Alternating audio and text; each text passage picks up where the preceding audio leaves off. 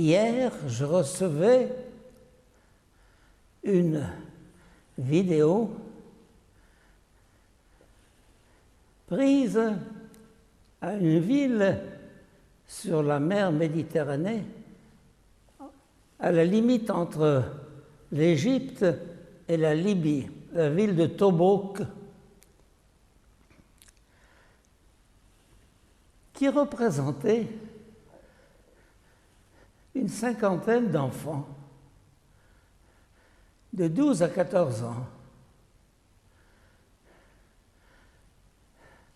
épuisés, affamés,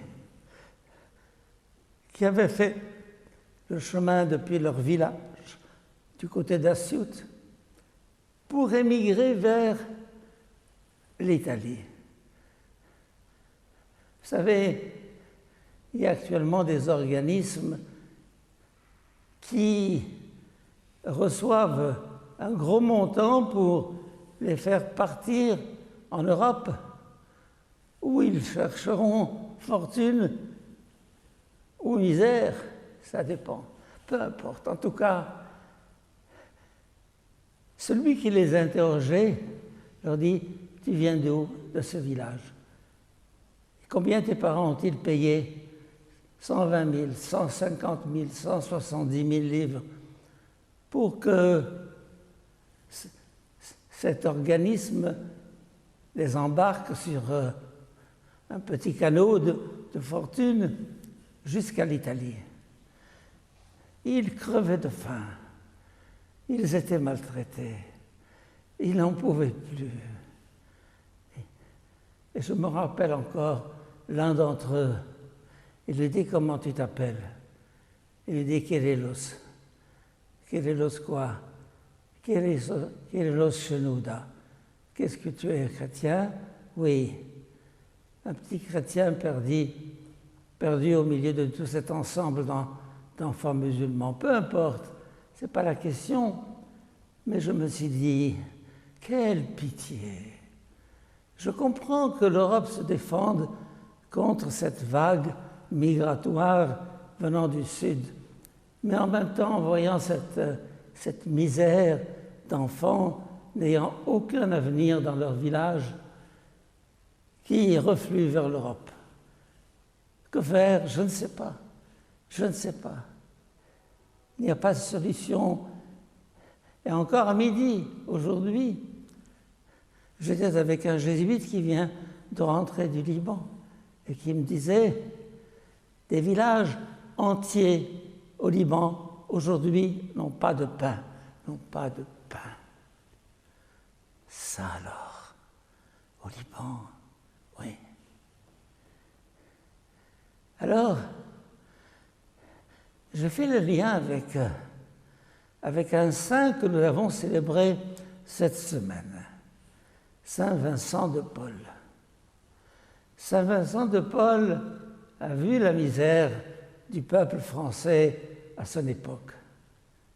Et lui, de la grande noblesse de Paul, a décidé de partager le sort des malheureux et de lutter pour changer cette situation. Il a été capturé et réduire l'esclavage, imaginez, lui de la haute noblesse, réduire l'esclavage et obligé d'être dans les galères. Vous savez ce que c'est que les galères? Les galères, c'est là où on est là, à 50 ou 60, à ramer, jusqu'à épuisement des forces. Sous le fouet des surveillants, lui le noble, lui le riche, s'est mis au niveau des galériens.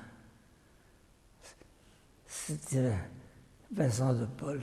Quel visage, quel rayonnement, jusqu'à aujourd'hui.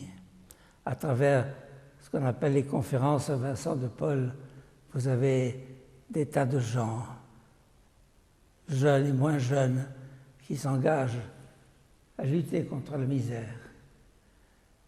Pendant des années, j'étais aumônier du groupe d'Alexandrie et on a fait du beau travail. Mais c'est continuel, c'est continuel.